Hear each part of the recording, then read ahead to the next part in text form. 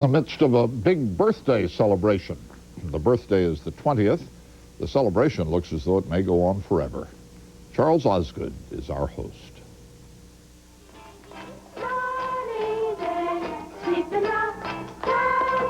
For 20 years now, little kids have known what that theme music means.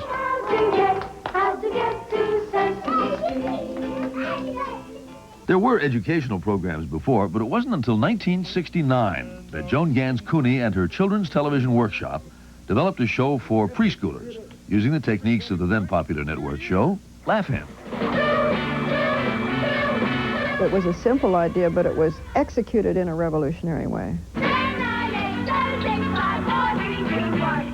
Hi, Snuffy. The idea was to use television as a kind of video Head Start program to teach 2 to 5-year-olds, especially in the inner cities, about such things as shapes and colors, letters and numbers. Okay, you go first.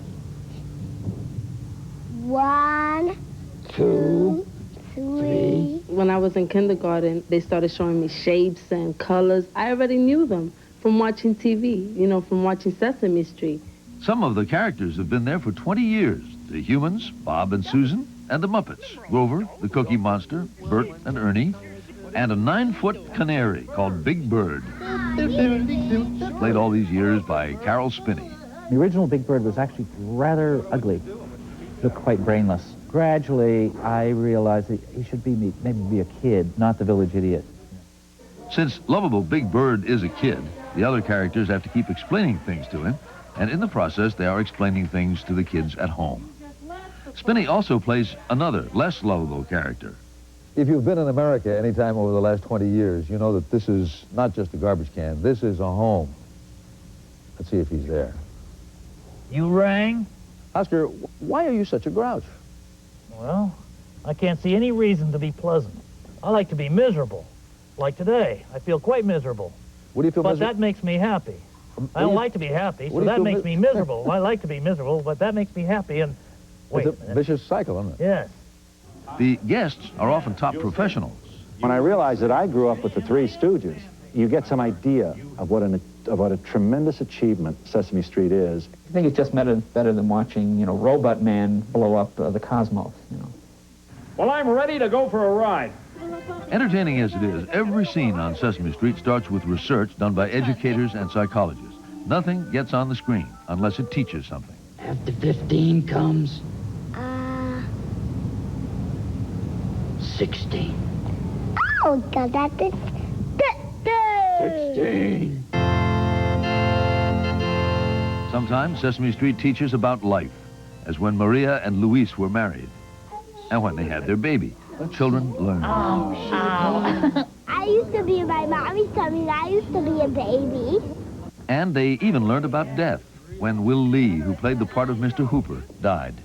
Big Bird, when people die, they don't come back. Ever? No, never.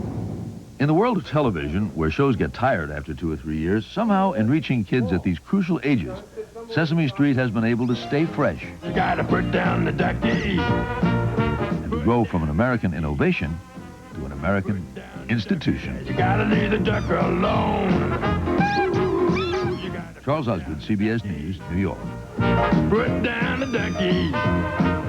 Put down the ducky if you want to play the saxophone. And that's the CBS Evening News. I'm Charles Kuralt, sitting in for Dan Rather. Good night.